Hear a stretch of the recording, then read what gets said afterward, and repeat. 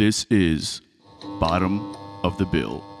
So I was classically trained, and it was really difficult for me before to try to sit down at the keyboard and compose anything without thinking in terms of theory. Mm-hmm. And when you go through some heavy times, you really learn how to play with feeling. You just kind of let yourself go. It's that whole idea of learning something so well that you can just forget it. Chris has even told me on some nights at the jam, I can tell you're going through something right now because I can hear it in the way that you're playing. That, I think, really has been the most beneficial thing. To me, good music, should evoke the feeling it's trying to communicate from its listener. Right. So if my intent is to express something that made me sad, if it doesn't make you sad in some way, I haven't done my job. There's like an honesty, I think, that has to shine through, right? Do you feel like now you're able to be more honest on stage when you're performing? Absolutely. Yeah. I don't have any masks to wear anymore. Exactly. You know, most importantly, just be authentic. And that goes for everybody, not just trans people. Like that's one thing I think you can learn from us. Everybody can learn from us, is to just be yourself. Don't worry about what other people think or how they feel or what they believe about you. That doesn't matter. Yeah. Just be yourself. Amen. We talk about that. Everything else will week. fall in place. Yeah. Welcome to Zoop. Welcome everybody to another edition of Bottom of the Bill. This week on the podcast we have Norah Dougherty. But before we get to all that, Chris, how you doing, bro? Doing good, man. This is the single has been out this week for Alchematic. So even though it was when you guys watched the episode last week, it was out, but I hadn't experienced it being out. So this week I've kind of got to revel in that a little bit, and it's been really cool just to have that out. A lot of people have kind of come out of the woodworks to check it out, and it's just cool. You know, like when you're kind of in the thick of it, you don't really know whose eyes are on you and what's going on. So to just to have little notes from people coming in and out, it's been really cool. This whole week. The video looks great. It's doing well on YouTube as well. Yeah. It's definitely it's climbing and it's doing great. Miles did a great job, and everybody has been saying really great things about it. And I just love how it turned out. It's been really awesome. Hell yeah. That's been the big thing. What else? So you guys are playing, aren't you doing a release October 15th? Yeah, so this if it's not already out, this will be the early announcement, but we're playing our EP release show on October 15th at Underbelly, and we've got some great local bands. We got Starcaller, who's been on the episode, and Cluster, who's been on an episode. Playing with us, so it's just going to be a really good night of music. And I want to say, Underbelly, doors at 7, tickets are $15. You can find those in all our link in bio stuff. So yeah, come out and check it out. We've got a massive 13-piece band with horns and harmonies and multiple guitars and stuff. So it's going to be an experience that is not norm for every show. So make sure you come out and check it out and see what all that's about. See me hang on for dear life a little bit. I was gonna say, you guys put together a huge band for this. Yeah. There's a lot of layering and stuff on the EP, lot of harmonies, a lot of horn parts, and normally we'll have like some element of tracks when we play, just to kind of get all these parts in a realistic manner. But for the hometown show, we thought, well, let's just go big and bring a band that can play the EP as it was recorded, kind of thing. So there's going to be, a lot going on, but everyone's a great player. So like it's going to be kind of like layered and cinematic to an extent musically. So it's going to be cool. I'm excited to see what happens as much as anybody else. I'm keeping that night open too, so I'll come check it out as well. Nice. Yeah, we're doing our first rehearsal with the rhythm section tonight to get all of our transitions and arrangements down, and then we'll bring in the horn players and harmony singers next couple weeks and get that dialed in too. So it's gonna be fun. Hell and yeah. and Starcaller's been rehearsing at the house, and they're crushing. They've got some new tunes that I've heard that they've been working on. It's just gonna be a great show across the board. Cluster's got some originals we're gonna bust out, and a couple of new cover tunes that I think. Some deep cuts, so it's going to be a great night. Yeah. That's awesome, man. Congratulations. Thank you. Yeah. Yeah, it's a big deal. Totally. And the next single, we're dropping that announcement today, so it'll be, let me look at the date. I forget. It'll be this Friday. It drops, whatever the date for that is. It'll be Walk Away is the name of the single, and that'll be, the date is the 6th, this coming Friday. All platforms, Walk Away, the next single from Alchematic. Get hip, yo.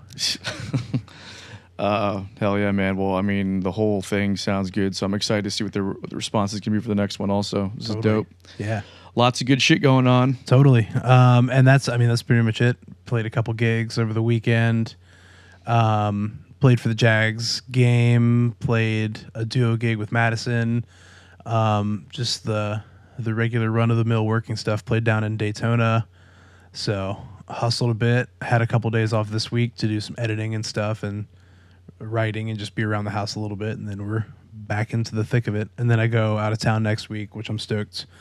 Go up to North Carolina, hang with the family and stuff. So be a nice little vacation. Get a few days off here and there. Hell yeah.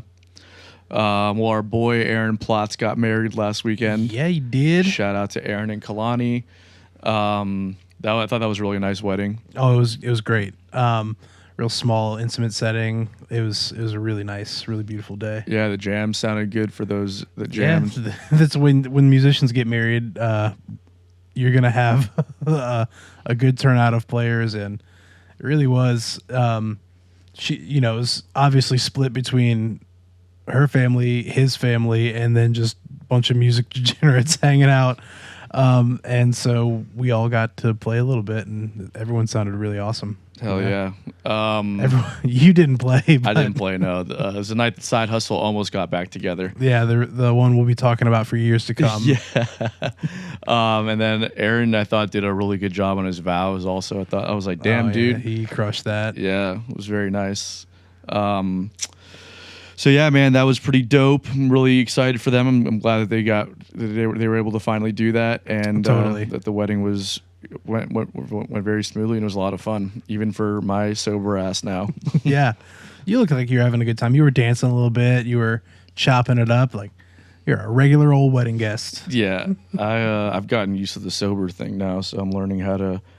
At first, it was like trying to figure out how to be social when you don't have alcohol in the equation, and now I've gotten to a point where I think I can manage it. So Yeah, it's been good. Didn't even see you breaking a sweat. Yeah. I think that's really it right now.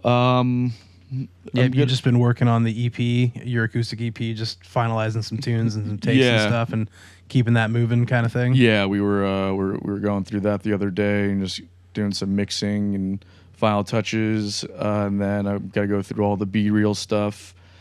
Jay's going to start putting the videos together. I'm going to start putting the documentary side of it together. Yeah. And then I think we're going to be doing a show on November 14th. Yeah. The band called Baked Shrimp. Baked Shrimp. They're pretty gnarly. I just checked them out. They hit me up actually right before we did this podcast. Great players, it sounded like. Yeah. Yeah. So I was able to put together a little band. It's going to be me, Brandon Howell, Matt Jones, and Kevin Ramos playing. And then we're going to do some recording as well, some video stuff, and try and put some stuff out. So November 14th, I don't know if it's officially been announced yet, but you heard it here. Mark your calendars. It's going to be a dope show. We're going to put together a fun set for sure.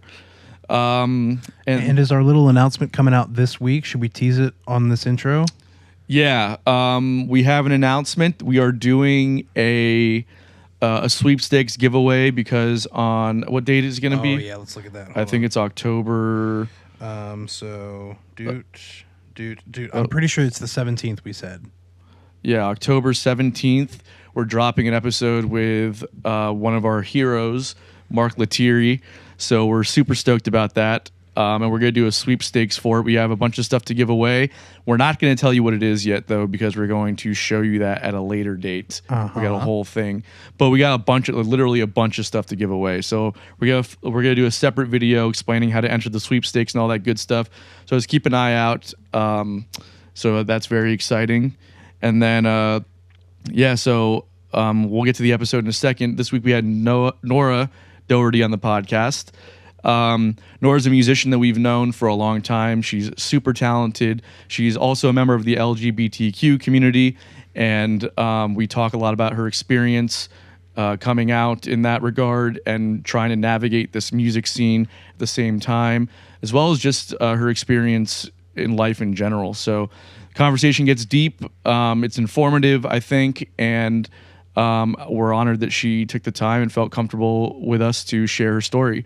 So without further ado, here's the episode. Like, share, subscribe, let everyone know what we got going on here at Bottom of the Bill, and enjoy.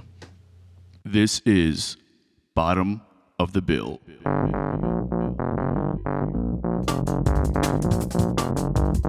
Norah, thank you for being here today. Yeah, thanks for having me. How are you doing? I'm well. How are you? I'm doing great. I just came from. Now this is very hot in my headphones. Did you just started talking like insanely louder? I did. I set your level, and you're like, all right, so we're gonna go from this and that, and then you put on your podcaster voice. It's like Jesus, all bro. louder. I know you. Okie dokie. Leave this all in, by the way. All right. I'll get you reset. I'll remix on the fly. It's all good. That's what we pay Do you a the big little- bucks for. Little DJ underdog over here. DJ Underdog. Do a little remix. Yeah, I'm good. I usually I started off my morning today by going to Muay Thai, which I don't usually do on Saturdays, but I didn't go yesterday because my shoulder's been bothering me. So I took like a couple days off from the gym. And so I went today, and it's always a fantastic way to start my day. It gets me like energized and also like just depleted enough where little things don't bother me, you know? So yeah, I'm feeling good. Good.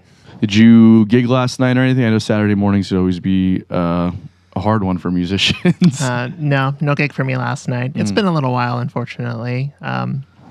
Been kind of a busy year. Yeah. But I'm hoping to get back to it here in another month or so. So a busy year. Yeah. What does that entail?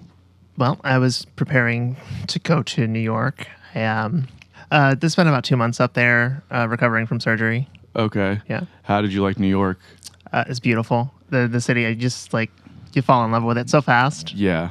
Did you see a lot of music while you were up there, or were you just kind of bouncing around and just checking the city out? So, sad story. I had tickets to go see Avishai Cohen at the Blue Note. Oh man. And then my flight got canceled.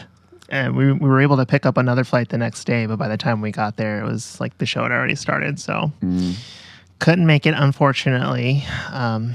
That was the only time I would have had while I was there to be able to do that. So, sadly, I didn't get to go, but I'm planning to go back. And actually, I'm going back in November. So I'm going to try to hit up some jazz clubs that night. Awesome. Yeah. There's a really cool place there that I found in Brooklyn called Ornithology. Yeah. Have you heard of that place? I have not. No, it's like they had a great jazz jam on Wednesday night. But like the best place that I found was this place called Mary Ann's also in Brooklyn, I believe. Like Bushwick area, maybe. I don't know. But it was, I mean, top-notch jazz jam. And the guy that ran it, I think his name's Levon or something. I don't know. Matt's his name. Levon's his last name. Mm-hmm. Like the level of experience somebody has by watching them run a jam. As somebody who's gone to a lot of them over the years and run my own, like it was just like a master class on how to run a jam, and then just the musicians were top notch. So if you go back, Mary Ann's, Ornithology, cool spots to check out. Yeah. So you spent 2 months there. What else were you doing there? Most of my time was spent in a hotel room, unfortunately. Recovery was a bit rough, a little bit more rough than expected, so I didn't get to go out and do as much exploring as I would have liked. Yeah, I got maybe like one day to wander around in the middle of all that, but most of it I had to be in bed recovering. I did finally get to catch up on the 5-hour Foo Fighters concert. Oh, nice. Which was incredible. Like, it's hard for me to find that like 5.5 hours to sit down and watch anything. So I definitely took that opportunity to try to watch a bunch of music. Just trying to catch up on some of my favorites. Norah Jones, of course. I love NPR Tiny Desk concerts. Oh yeah, those are my favorite. I can just let those play all day. So. For sure. Have you seen the Anderson .Paak one? Yes. I watch that like maybe once a month. Yeah. That's how Chris showed me this, Yeah. like, that was like 2019 or something. Yeah. And that's when I discovered Anderson .Paak, and I was like, holy shit, who is this guy? He's such a beast. Yeah. Unreal. And so charismatic. Like, Yeah. even like the Tiny Desk was great, but then when you watch his live show, it's like just the way that he commands the stage and jumps from like the band leader to drummer and all this. It's just like, it's, oh my God. He's like infectious to watch. Yeah. I think he had another one come out too. Really? Like it might have been branded as like the Free Nationals, like his band, but I saw him on a Tiny Desk, not in that like hat and outfit. I'm like, wait a minute, this isn't the one I recognize. And it was something completely, so there's another one out there to sink your teeth into. Hell yeah. Yeah, I love the Tiny Desk stuff. It's pretty dope. So you were recovering from surgery? Yeah. Okay. Do you feel comfortable talking about any of that? Sure. Okay. So what did the surgery, for people that don't know, you want to explain a little bit, give your background a little bit? Sure. So I am a trans woman. Was up in New York getting gender affirming surgery. So I'm a lot more open about it than most people. So like what you're going to get from me here, I wouldn't say like expect the same from anybody else. I try to be as open as I can because I like to share my experiences to let other people know, other people like me specifically, know that it's okay to just be yourself. So that being said, it was bottom surgery is what most people will call it. Some people refer to it as the surgery. That's highly debatable. Like to me, facial feminization surgery makes the most dramatic impact on your day-to-day life because that's what people see first. What is that for people that don't understand, including myself? I'm learning as well. I was just trying to figure out how I can put this into lighter terms. They're gonna try to rework there's different techniques that they can use. They can shave your bones down to try to give your face a little bit more of a feminine shape. There's even cheek implants. They can lower your hairline. Rhinoplasty, of course, which isn't limited to trans people, obviously. But there's it's technically several different surgeries all in one procedure. It can take all day, depending on how many of those you're going for.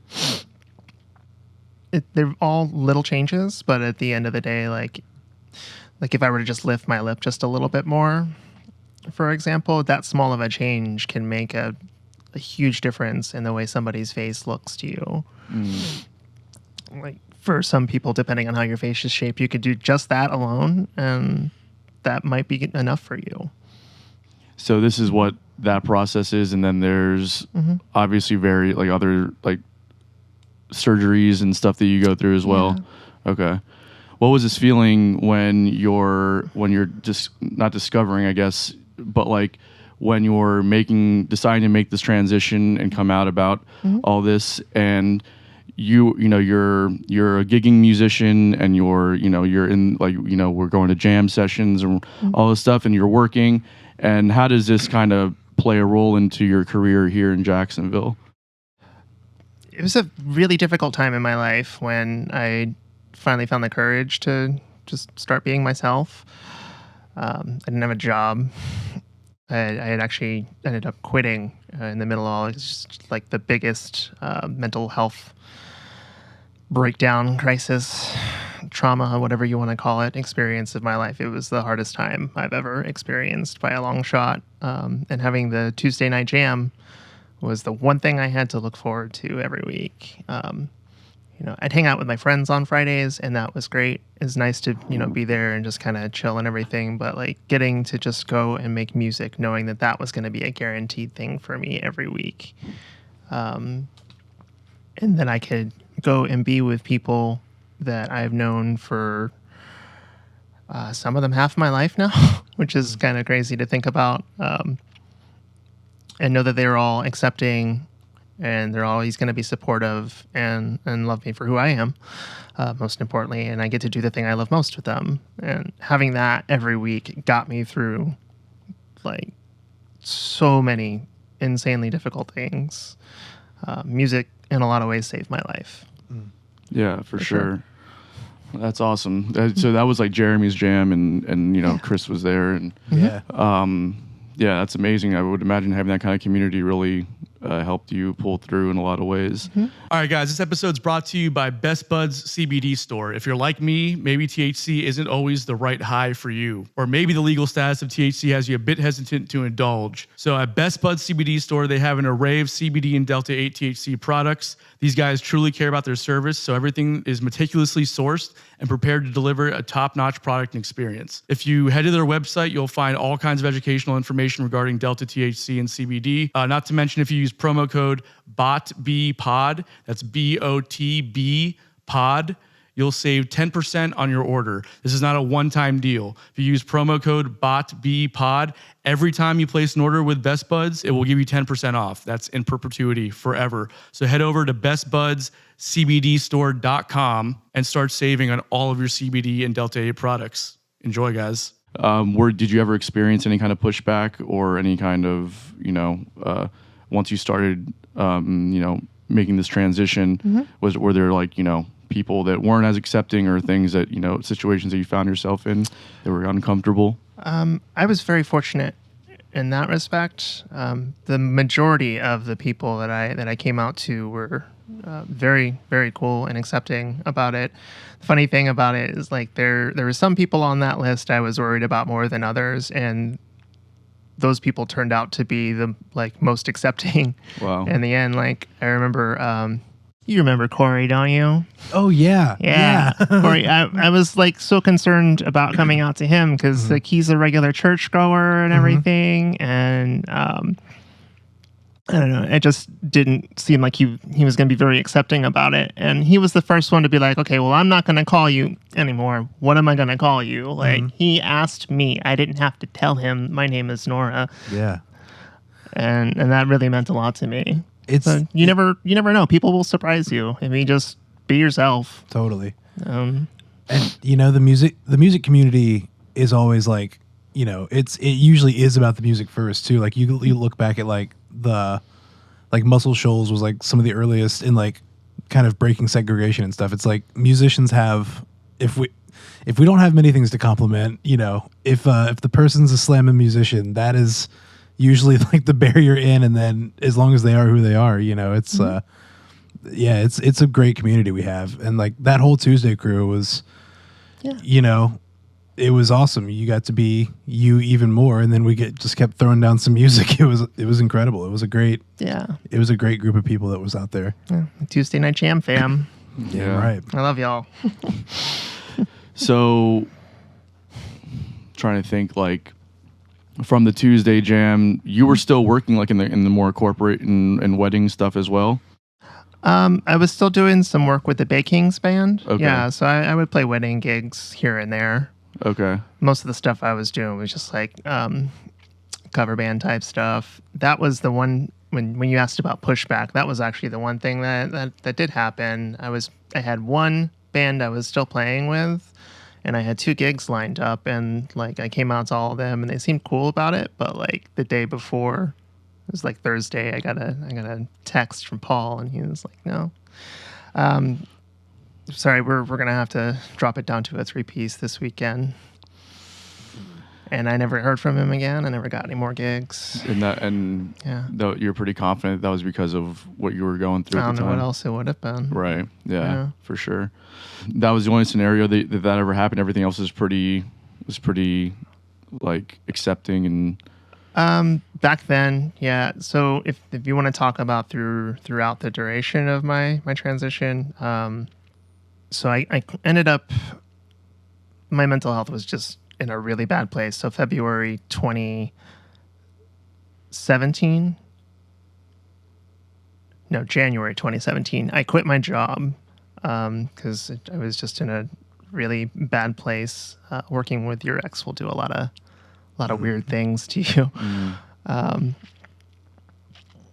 I didn't get hired again until that November. It took quite a while, going to interviews, trying and just be myself, because I was at a point this is something I knew was a part of me since I was a kid. And when I just decided I was just going to be Norah from now on, it was really hard for me to go back to being who I tried to be for so many years. I just couldn't do it anymore. So I probably dove headfirst into it a little too quickly for my own good, so to speak. But I'm sorry, I want to pick that Yeah. apart real quick. What does that mean that you dove too quickly into it? What were you Sure. experiencing that you think made you realize that? So a lot of trans people they'll kind of take their time before they go into presenting as themselves full time. So for me, I started talking to my therapist about it October 2016. I didn't start coming out to friends till that December. And then by June 2017, I was already, it was like 6 months and I was already living full time. And that process usually takes a few years for most people. Okay. Like I still needed to, was waiting for my hair to grow out and all that stuff. I had been able to start HRT, hormone replacement therapy, for those who don't know. So it was a really awkward gray area for me for a few years. Like wigs are not comfortable to begin with, and like to have to wear one every day, or like you don't have to, but I felt like I needed to. It was kind of a security blanket for me. So for like 14 months, I didn't go anywhere without a wig on and a full face of makeup. And that was what I did to try to get by until I could start doing things medically that I needed to do for myself to feel comfortable in my own skin. So when you say it's usually a process that takes a couple of years for people before they start kind of doing what you were doing right away, Yeah. what's that process for? Because obviously you had your own way of doing it, but for most people that kind of go through this and it takes a longer period of time, what's like how would they ease their way into something like this? So that's kind of a hard question to answer, because it's going to be different depending on whether or not you're a trans man or a trans woman, or especially difficult if you're non-binary. That's like a whole other thing altogether that even I'm still learning about, thanks to the couple of non-binary friends that I have. That's something I don't know if I really could speak too confidently about. But in terms of like being a trans woman, I would say give yourself some time to grow your hair out so you don't have to deal with the pain of like maintaining a wig. A lot of trans folks will try to go on hormones first and give their body a little bit of time to start, to let those changes happen. That way, when they're presenting, it's not so uncomfortable for them. It was really strange for me for a while, because I didn't get to start hormones until April 2019. So it was close to 2.5 years of being out, almost 2 years full time, before I really got to start experiencing the changes that I knew I needed for myself for so long. Okay. And that's got to stir up some stuff inside for sure. Like, I mean, knowing that you want to represent yourself a certain way because this is how you feel, but not having done the things I guess that you need to do. So for a few years you're walking around like feeling unfulfilled, I guess. Is that a way to describe it? Yeah, just feeling like my body doesn't belong to me. Yeah. While you're trying to like go through this transition publicly, it's also still like stirring up this stuff. Yeah. Well, there's a physical there's a medical transition, and then there's a social transition. Okay. And socially transitioning, I feel in some ways can be more difficult. It's like you grow up being socialized as a boy, and then suddenly you're trying to have girls' nights, and you don't really know how to act in that situation. You kind of have to learn, and it feels forced sometimes. But the longer you focus on just being yourself, I think it just starts to happen more naturally, and you're not so worried about trying to fit in, and you just do. Okay, that's an interesting thing to think about, because now it's like we're learning like how to be a woman, essentially, right? Because like you're saying, you were socialized one way for so long, and then so now you're trying to do these things, and you have like friends that are obviously wanting to be supportive, I would imagine, and that are there with you, and you're trying to figure out like, how do we do this thing, right? What I'm curious as to, like an example, and if you don't feel comfortable, it's fine, but like of like maybe not understanding how to act socially in like a girls' night setting early on? When they start talking about problems with boys, Okay. yeah, that's definitely a big one. Or just relationship issues with their boyfriends and whatnot. Okay. I don't really know how to respond in those situations, and sometimes I'll just be quiet about it. And then, like, it's also hard to tell like what is and what isn't appropriate at that point, because like the lines are drawn a bit differently when you're, when you're just having a girls' night. There's some things that you can start saying now that you couldn't say before, and I don't really know what those are. Okay. Like, I'm still learning. That's something I think that's going to take a lot longer for me. I'll be done with my medical transition long before I figure out how to, be socially around other women. At least that's how I feel. My friends might have something different to tell you, but like for me, it's still a thing that makes me a little uncomfortable. Okay. But it's growth, If you're not uncomfortable, you're not growing. 100%. So Now, I'm curious because this is a conversation we get into a lot on the podcast about like the relation to music and life and like friction that can translate to beautiful art, because ultimately that's how life is created, is just through this friction, right? Right. So like, how do you think, because you write as well, right? Like you, at least you explore creative spaces I do. musically. Yeah. So do you think that you pulled anything from this experience that's helped you in the creative aspect? Yes. I've learned a lot more about how to just... So I was classically trained, and it was really difficult for me before to try to sit down at the keyboard and compose anything without thinking in terms of theory. Mm-hmm. And when you go through some heavy times, you really learn how to play with feeling. You just kind of let yourself go. It's that whole idea of learning something so well that you can just forget it. It just becomes a part of you. Yes. And then at that point, like, I know Chris has even told me on some nights at the jam, like, I can just like, I can tell you're going through something right now because I can hear it in the way that you're playing.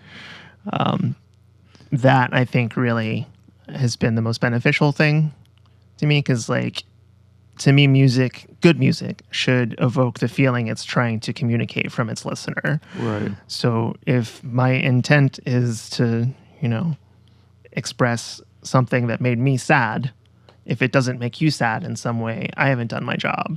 Yeah. Right. And I think those experiences have helped me learn how to do that better. Totally. So there's this other thing that's interesting to me is like, there's when writing and when performing as well, truly when you're performing more than anything, I feel like there's like an honesty, I think, that has to shine through, right?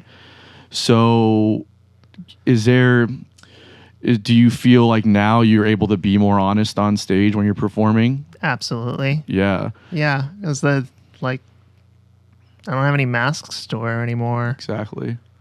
And do you so how does this feel for you now versus how it felt before? Can you kind of speak to the, maybe, I don't know, whatever you were feeling before versus how you're feeling now, I guess? Liberating. Yeah. Freeing. It's just complete freedom to just express myself however I choose now, because I'm not concerned with...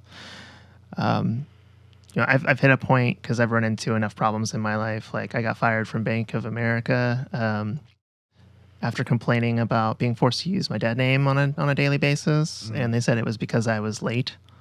And I'm like, company policy says I'm late 8 times and I'm fired, and you say I'm late 23 times 2 weeks after I complain about this, and suddenly I'm fired, even though I'm in the top like 80% of your help desk.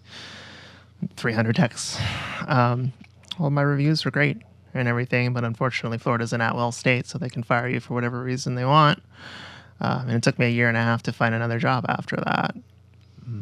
So, were you getting any kind of support from like any kind of like, I mean, a year and a half out of work? Yeah. So you like, were you still working in bands at all?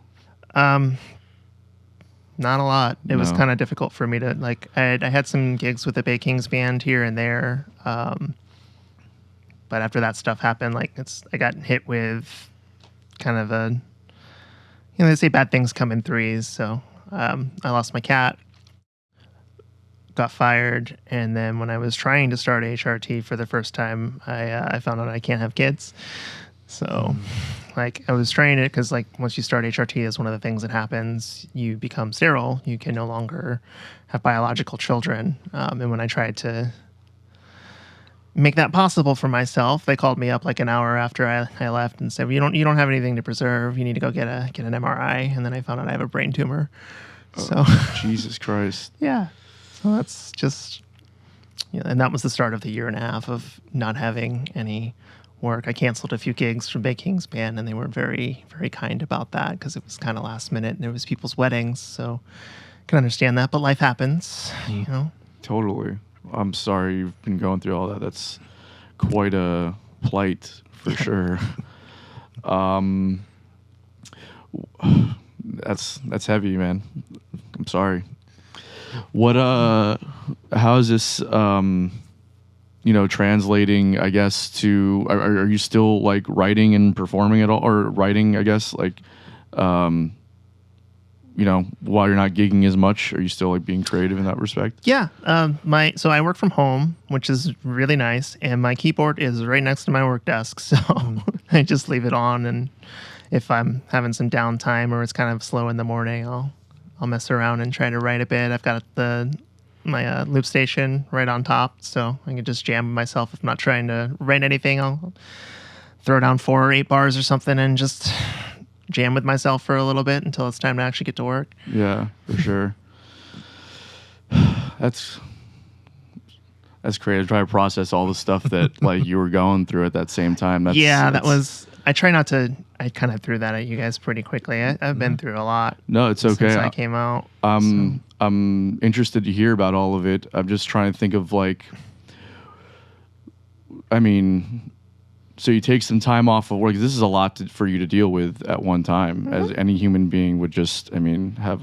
So what are you doing to cope at this point, I guess? Trauma is a funny thing, is like, for me, especially with anxiety and depression, if I have something that is particularly difficult happen to me, I'll be super sad and just depressed and barely able to function for 2 to 3 months. Like, it's to the point where like I know the time frame, which is bad. I've had that happen a couple of times now. So I guess for coping, it's like music, obviously, for sure. Playing and listening especially can help. Sometimes you just need to get those feelings out. So like it seems weird. It almost seems like a little sadistic even to try to throw on nothing but sad music all day when you're just super depressed and you can't stop crying. Yeah. But like, you cry for a reason, right? You got to get those feelings out. So if you're just holding it all in, you're going to be sitting with that for a really long time. So I'm just going to like, okay, this is a song that makes me the saddest right now. I'm just going to play it on repeat for an hour. And then I feel better. Well, there's something about leaning into that, I think, right? Like, I think when you're in those spaces, I think listening to music or watching movies or doing things that help you really live in those feelings, because then what it does ultimately is it helps us understand how to navigate those things. If we're constantly avoiding those feelings by distracting ourselves with upbeat music or watching happy movies and whatever, I guess there's an argument to be made about pulling yourself out of something, but also I think that you do need a period of time to just really sit with those feelings and experience what that is. You do, yeah. I think that like, so once you've experienced trauma, it starts with it feeling like it's this just big heavy thing that's consuming every part of your life, and like people will want to say like it gets smaller, and I don't think that that's the case.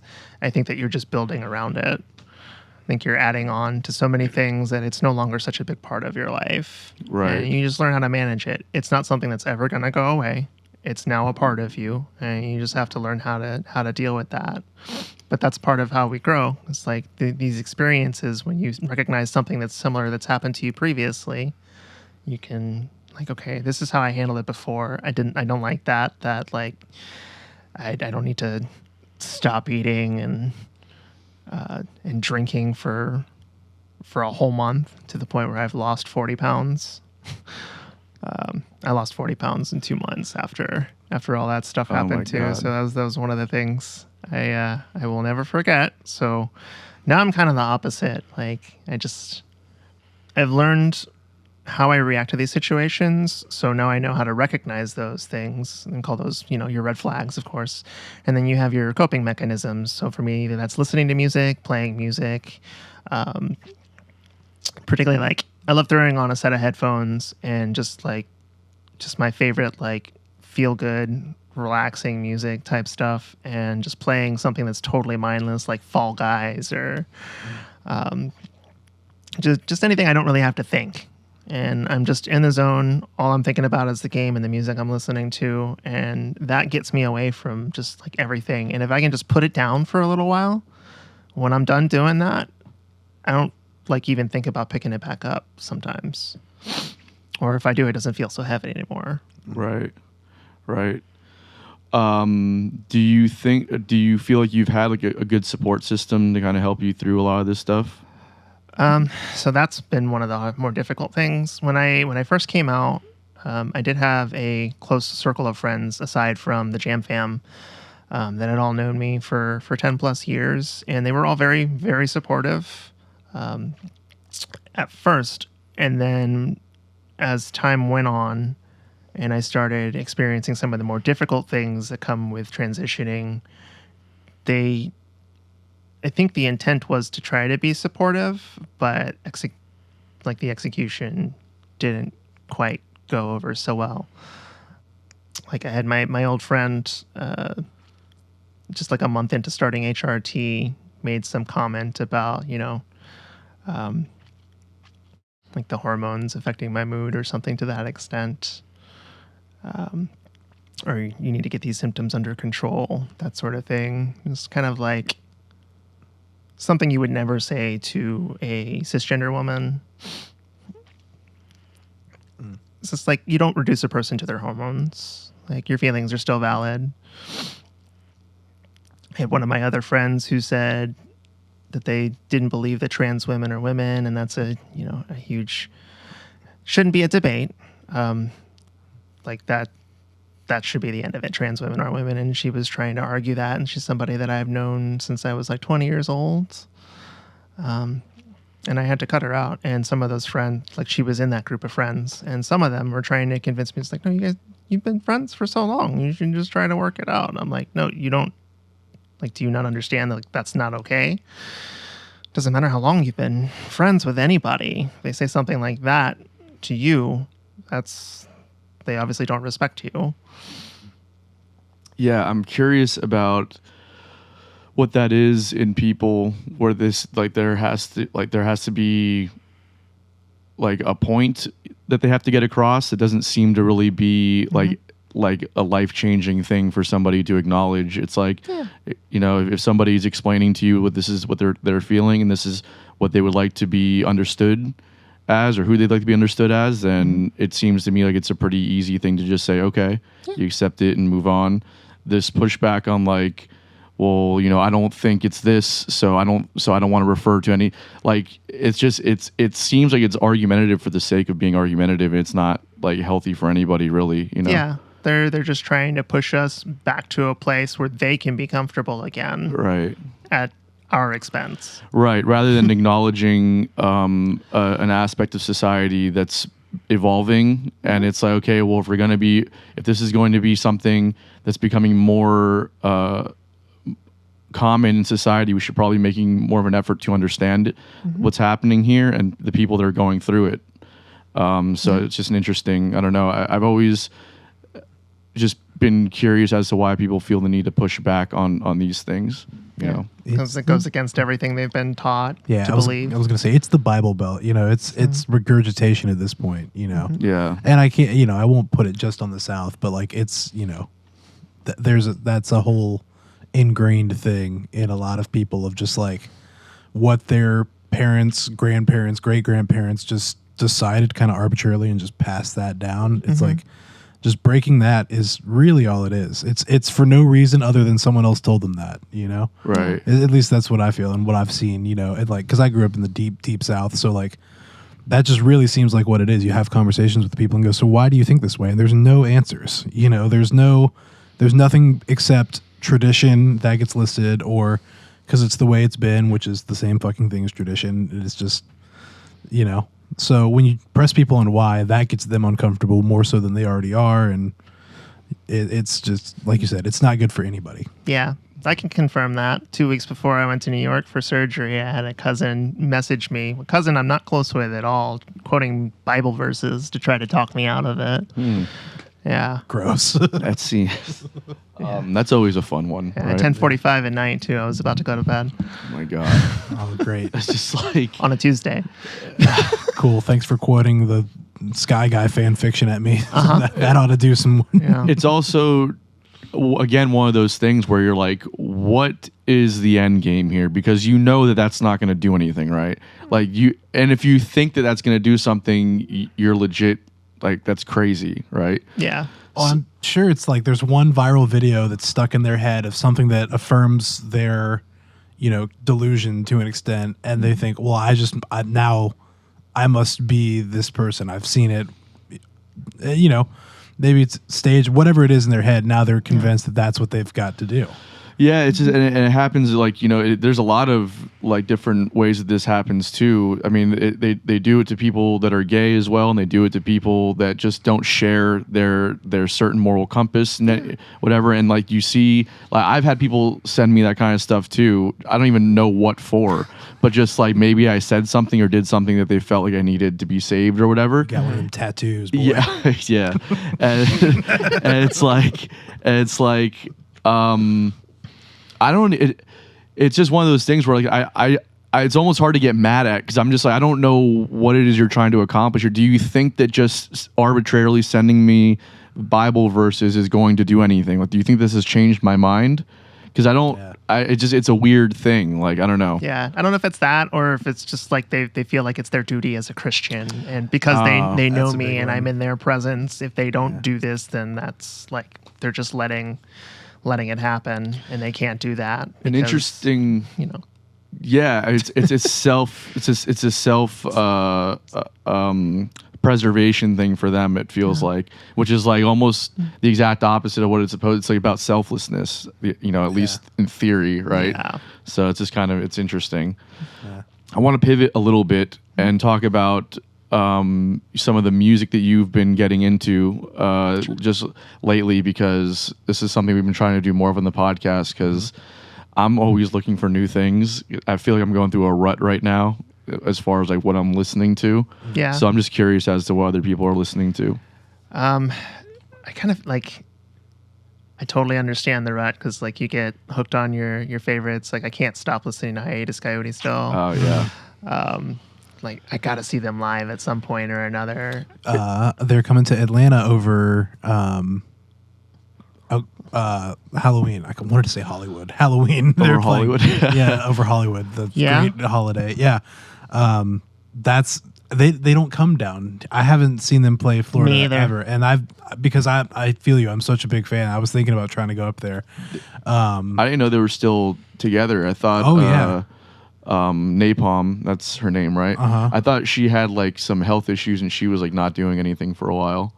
I believe that was true, but I think, you know, they had just the space to like take the time to, you know, deal with that. But they're doing like, but they're back on the road either way. But yeah, but not massive touring. They do like 5-10 dates in a row because I don't think they're U.S. based. They're Australian. Yeah, so they don't come up here much. So yeah, you know, come up, do 10 shows. The traveling and doing all that's rough. So like, yeah, I think we do. I think we're getting so. And I think Napalm just dropped a new album, or is dropping an album. I feel like I saw that somewhere too. So I think she's doing some solo shows around the hiatus stuff on top of that. Gotcha. But I think that's one of the few Southeast shows we get is Atlanta. So I've made that drive for music before. Last time was for Joshua Redman. But, oh yeah, nice. yeah, well worth it. Yeah. But, man, you said the end of October? October end. I have to think about that. I did the same I'm going to thing. message you. I did the same thing. I was like, I really, because there's a couple buddies that are like, all right, we gotta plan. We gotta take gigs off. I don't know. We'll think about that one. Yeah. Hiatus is amazing.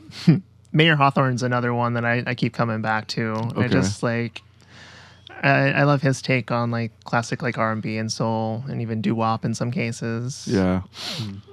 Just his interpretation of that, it's pretty spot on. His vocal style is a little different in some ways, just the way he uses falsetto.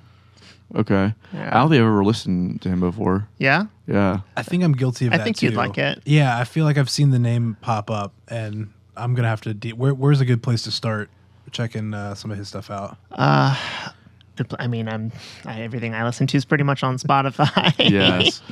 That's one of those. Yeah. I mean, it's a huge love-hate thing as a musician. Like, I hate that's where I get all my music from. But I did notice if you're using the desktop app, there is now a button on some artists' page. I haven't seen it on all of them where you have the option to donate to them. I like that. Yeah, I've seen Which that. is nice, but like at the same time, why don't you guys just pay them their money? Yeah, we've gotten into this so many times on this Yeah. show.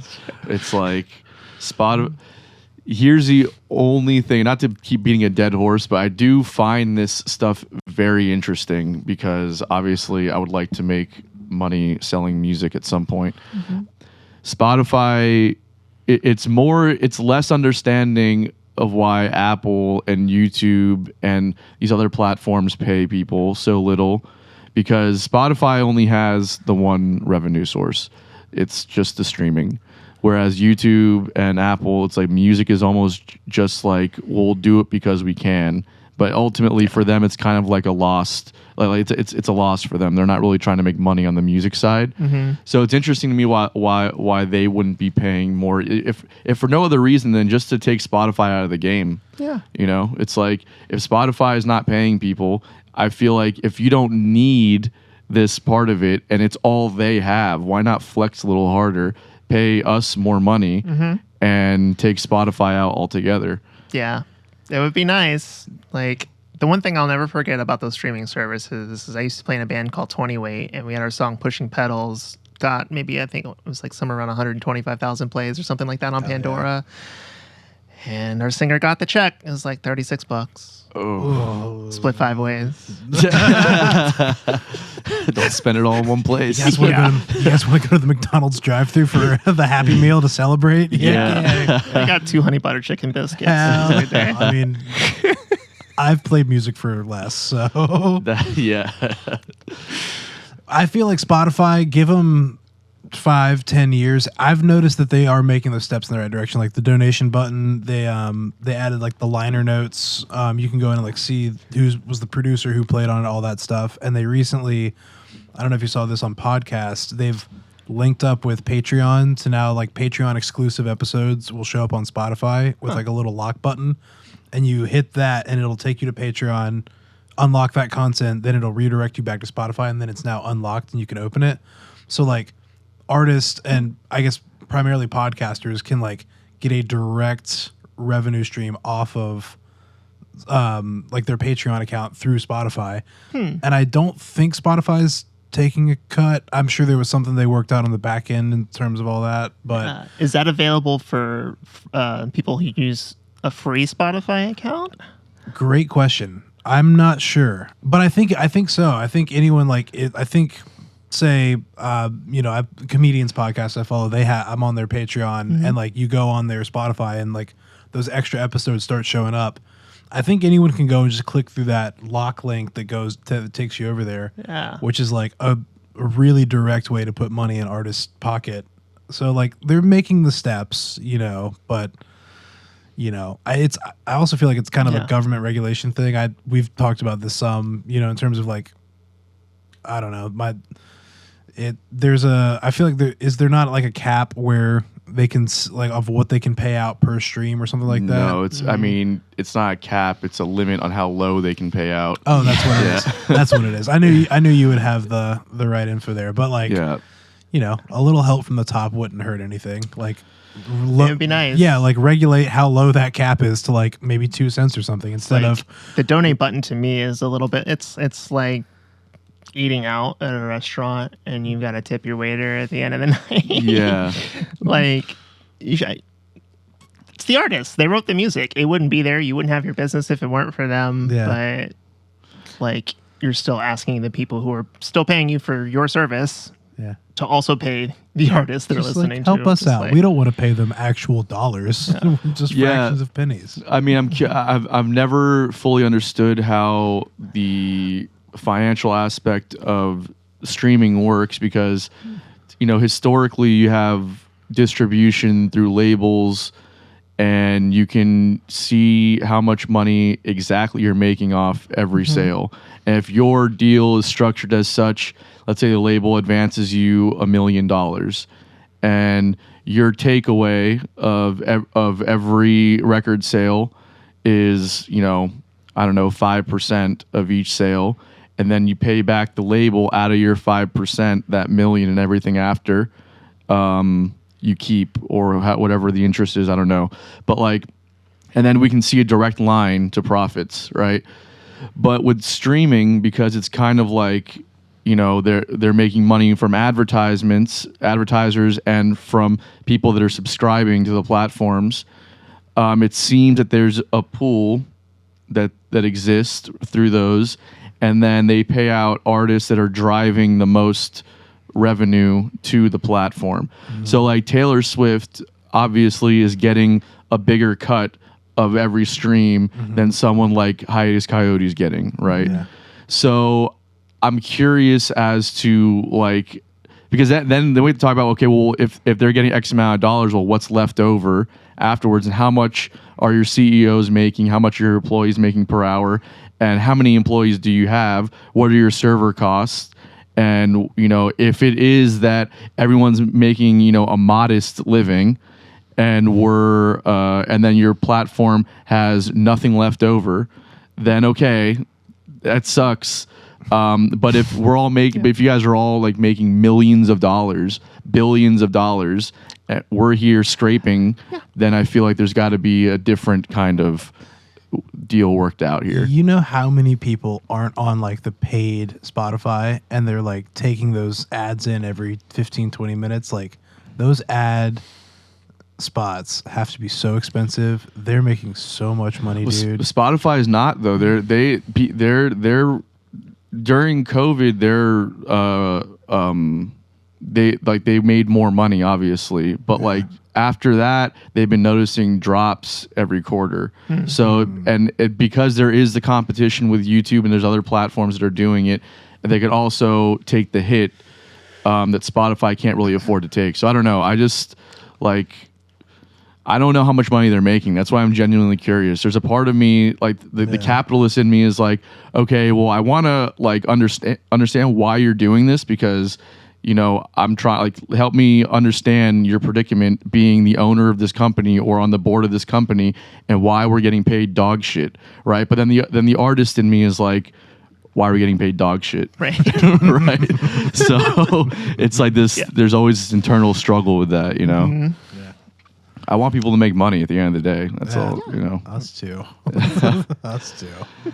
Nora, was there anything else that you wanted to like dive into on like just your experience or just in general on the trans side of stuff that's like, you know, being a musician and all that before we move on to unpopular opinions and everything? Yeah, actually, I was just thinking that in my head because you were asking earlier, like, if I was to give advice to somebody who is going to start their transition, not to like dive headfirst into it, work on your voice. Okay. Oh, interesting. Work on your voice. So that, just to give a quick lesson. So for those who don't know, with HRT, if you are a trans man, when you start to take hormones, your voice is going to get deeper because you're going to start going through male puberty. And that's what's supposed to happen. If you've already been through male puberty and you are a trans woman and you start to take estrogen, it does nothing for your voice. Once your vocal cords have thickened up, that's it. So it's up to you to train your voice so that people aren't going to clock you just by like they hear the sound of your voice. It doesn't matter what you look like, they're going to call you sir. That's an interesting thing that I never really fully thought about. I guess I just kind of thought that once you start going through hormone therapy that stuff changes, but not if you're transitioning to become a woman. Wow, that's interesting. Yeah. So do you feel like you get to a point where you don't have to try so hard with your voice, or is that like something that you're always going to have to like make an effort on? I'm still consciously working on it every day right now. I'm actually most of the way through a feminine voice course. Okay. There's a lot of different techniques, different people out there who teach it different ways. Some people tend to get a little more scientific about it than I would like. I'm like, just explain the techniques so that I can practice them and get to where I need to be, where I don't have to think about it anymore.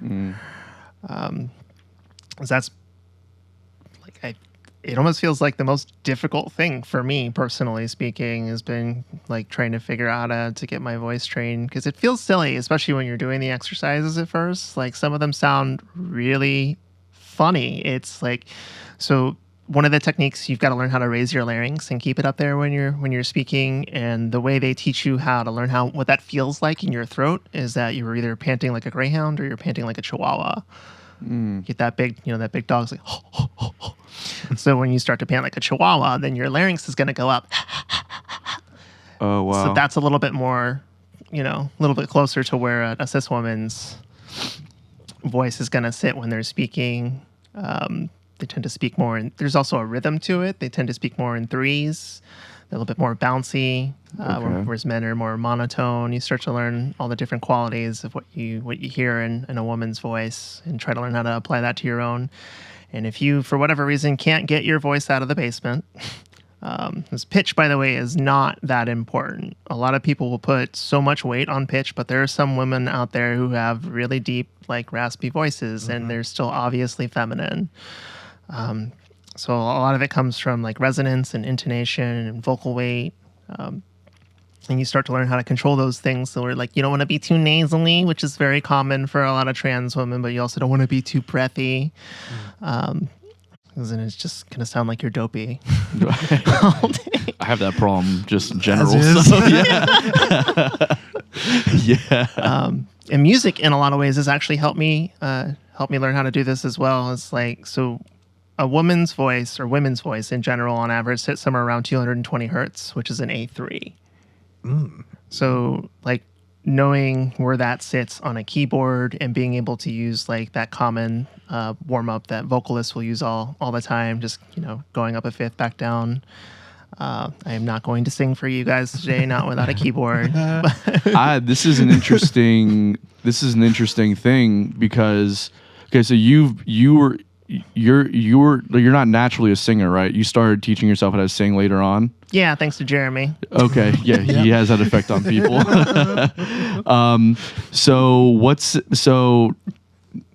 Since you're working on getting your voice to be a higher pitch, how does this work for your range naturally when you're singing? Now? That's the other thing that's been really cool about it. My range is going up because some of the exercises are there solely to try and help you be more comfortable in a higher register, because that's really straining on your voice at first when you're trying to just speak, a third or a fourth higher than you're normally speaking.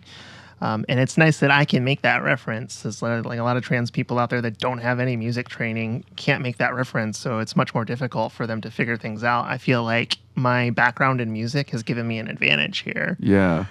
And it's just, I didn't really have the motivation until recently to finally like start making a conscious effort on a daily basis to get it going, because it feels so silly. Like I said, making those like noises and everything, especially if you've got roommates or you live with your partner or anything like that. You just like, you don't want to sound silly where you're trying to learn how to train your voice, especially when you're just like constantly just like everything you're saying is at an A3 just like all day.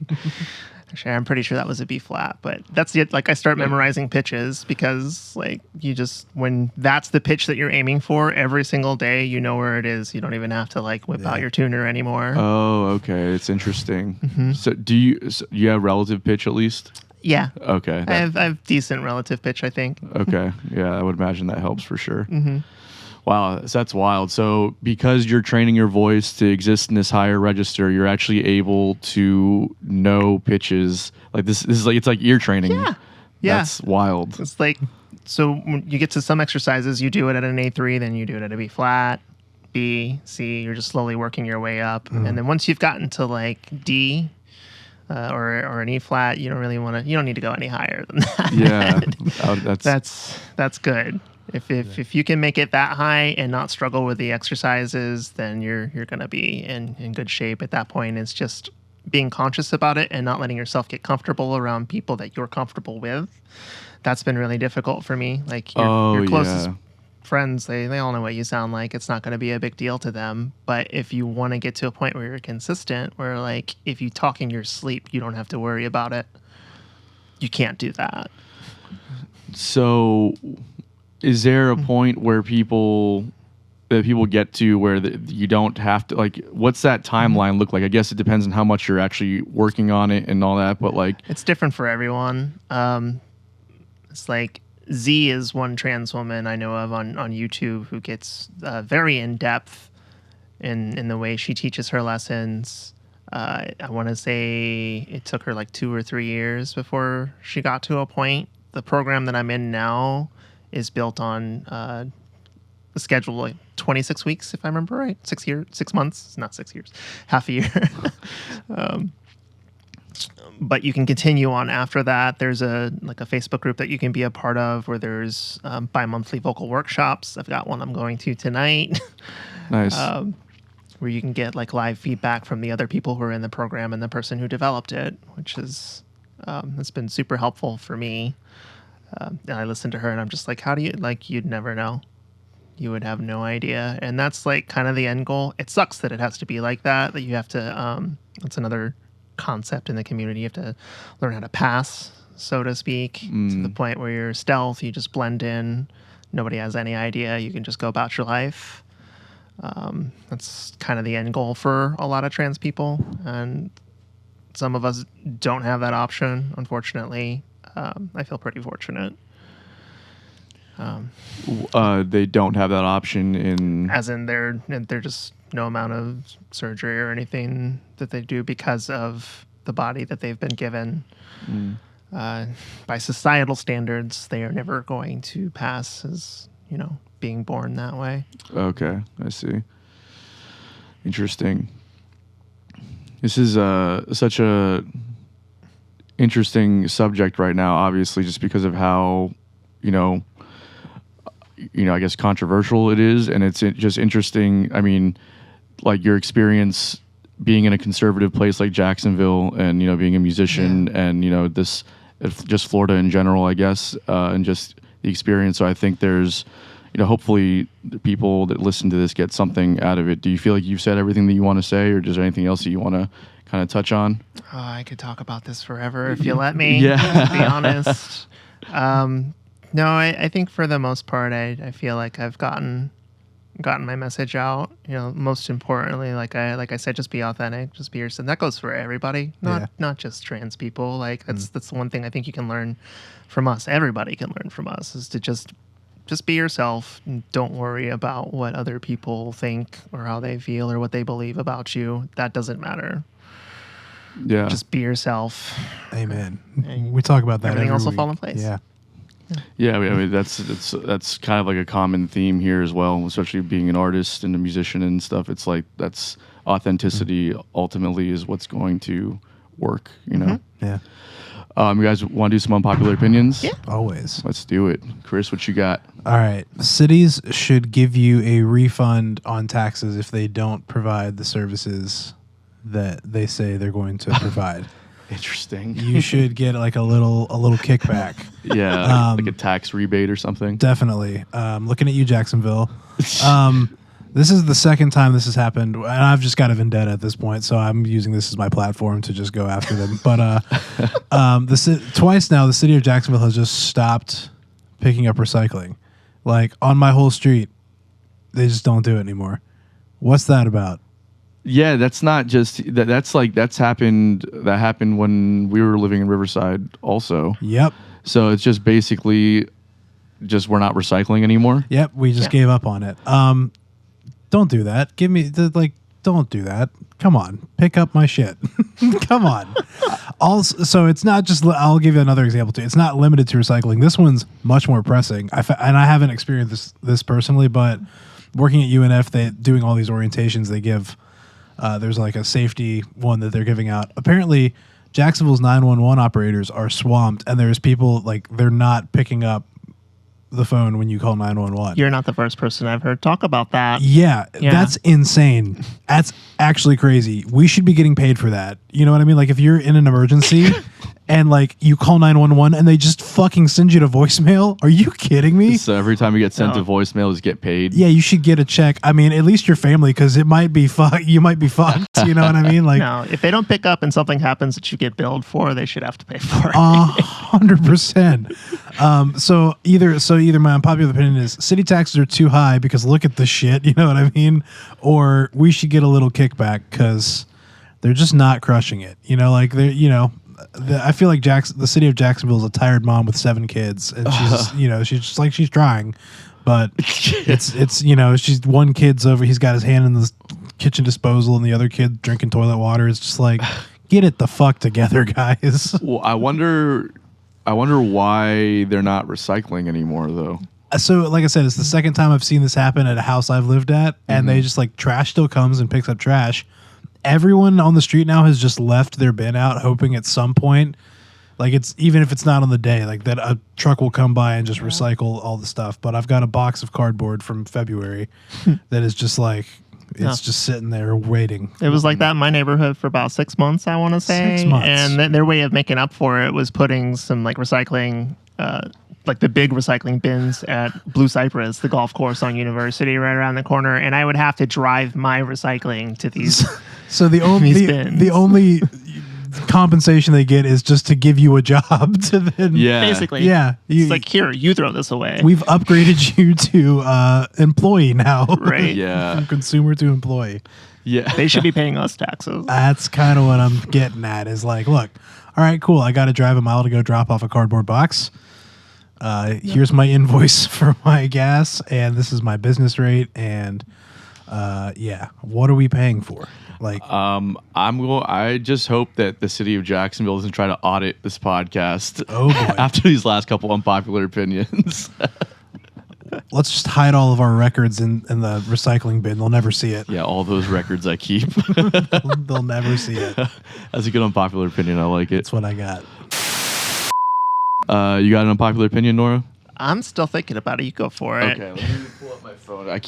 I have so You have a many. list? I have to, otherwise I'll forget what they are. I wasn't warned about this. Yeah, I'm sorry. It's all good. Okay. I can't stand this speak that they use on like TikTok and like YouTube and Reels when they're describing what's happening in a video. Mm-hmm. It's like do do do do do do do do do do do do. It's almost like it's like it sounds so like dismissive about something that I'm supposed to be into, and also it doesn't sound natural. Yeah, and I hate it. Yeah. It makes it very hard for me to buy into whatever it is that's being explained to me, and it almost comes off a little condescending. Right? Yeah, especially when the words show up on the screen as they're speaking. Yeah. That's my favorite. We don't need this attitude. Yeah.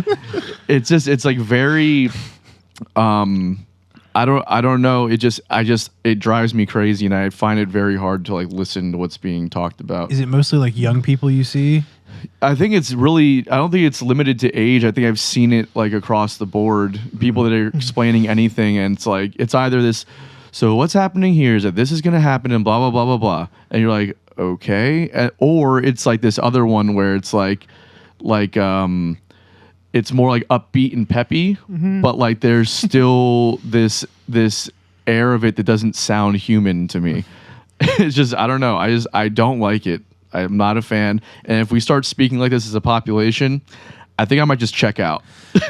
If it stays on TikTok, fine. But the minute you start seeing some kid that started watching TikTok when they were 3 start walking around and going, I don't know, you know what I mean? Like if they start just using That's what I'm saying, yeah. Well, I don't know. I guess we just got to check these kids. How do you feel about it, Nora? Does it bother you one way or the other? It does bother me. And that's actually, you know what? You gave me my unpopular opinion. I can't stand that we're using like alternate spellings for certain words as well. Yeah. Especially like when you have to read sex as SEGGZ. Oh, yeah. Nope. Like nobody spells it that way, but we're doing that now because of content filtering and people having their videos being taken down. Yep. Or saying, instead of saying, they'll say unalived. Unalived. That drives me crazy. I know they didn't say that. Can we stop with the bullshit? Right. Yeah. Yeah. Everybody knows what you're saying, and when I hear unalive, all I can think in my head is suicide. Like that's like when you put the word in somebody's head, that's what saying a word is. So you're kind of saying it without saying it, and I'm like, just say it. Just like, why do we have to filter these things out? We all know what it is. Totally. And like the people, like they're consuming the content anyway. So it's like clearly if they're consuming that content, the subject matter is not what's driving them off of it. So just authenticity. Let it be what it is, and just if you don't want to consume it, just don't. You know, if you see something you like, you're like, oh, cool.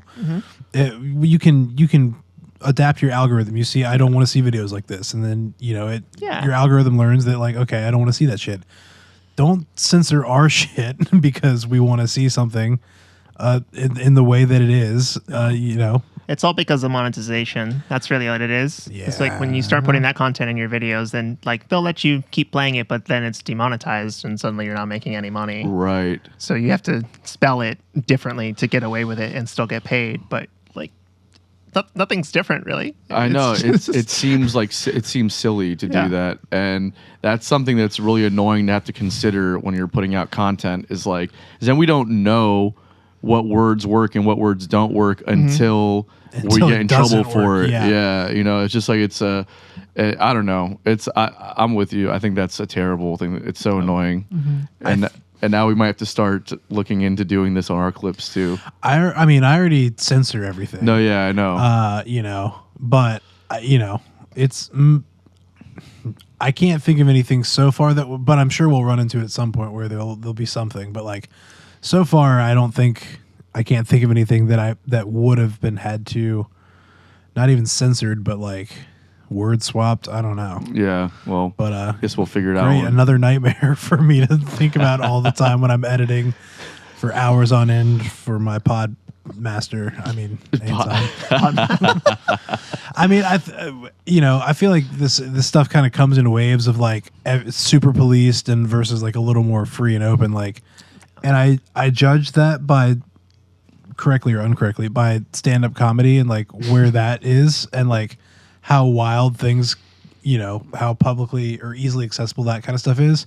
Like some of our favorite stand-ups have been getting Netflix specials where they would have never gotten them before. Yeah. And so like Shane Gillis, Mark Norman, all these guys are like starting to get stuff on Netflix. I'm like, all right, cool. If they're getting on Netflix, we're about to get a wave of like a little more loose restrictions because these guys have been relegated to YouTube for not being, for not kind of falling in line with the clean comedy or the clean thing that like is socially acceptable. So the minute I start seeing like my raunchy favorite comedians up there, I'm like, all right, sweet. We can now say fuck on Instagram. This is dope. Well, a good indicator of where culture is at is the art, something else that we talk about a lot in the show. I got my fingers crossed. Nora, thank you so much for being here today and talking about your story. Really appreciate it. Yeah, I had a great time. Awesome. Thanks for having me. Absolutely. Yeah, definitely. All right, guys. Well, subscribe, all that good stuff. Comment, like, follow, all that good stuff. We'll see you next time. Thanks for tuning in. Peace. Peace.